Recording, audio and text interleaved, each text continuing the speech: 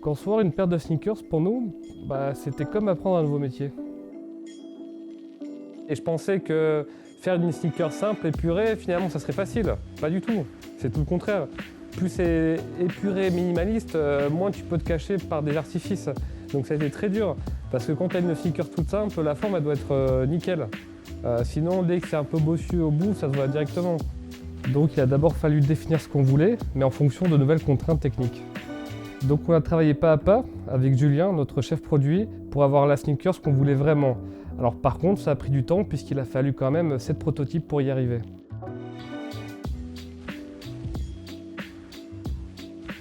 On a testé différentes couleurs de semelles, différents cuirs aussi, différentes épaisseurs de cuir, l'ajout de surpiqûre ou pas, les formes des quartiers. Donc ça a été tout un tas de petites choses qui, mis bout à bout, ont mis beaucoup de temps à développer. On a choisi de travailler avec CT Bello, c'est un fournisseur de cuir italien qui travaille habituellement qu'avec de très grandes maisons de luxe. C'est un cuir qui est quand même relativement épais par rapport à ce qu'on peut trouver ailleurs. Les plis de marche se forment beaucoup moins facilement et personnellement je trouve qu'il se nettoie plus facilement et il a un côté plus dense, plus mat. Donc j'ai l'impression qu'il a l'air de mieux résister aux intempéries également.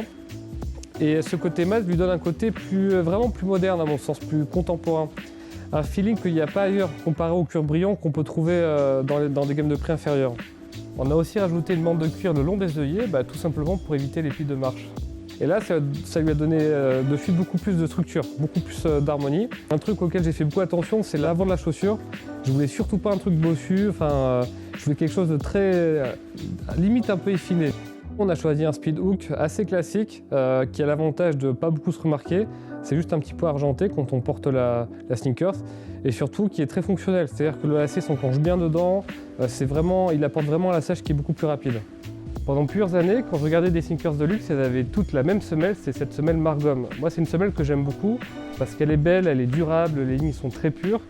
Et du coup, forcément, quand on a commencé le développement de ces sneakers, dans ma tête, il fallait forcément cette semelle Margom. On a testé pas mal de semelles intérieures, pas loin d'une dizaine, tout simplement pour trouver la plus confortable à la marche. Donc il a fallu trouver le juste milieu et je suis très content parce que cette semelle, elle est très très confortable, vraiment. Quand on va enfiler la sneaker, c'est très flagrant.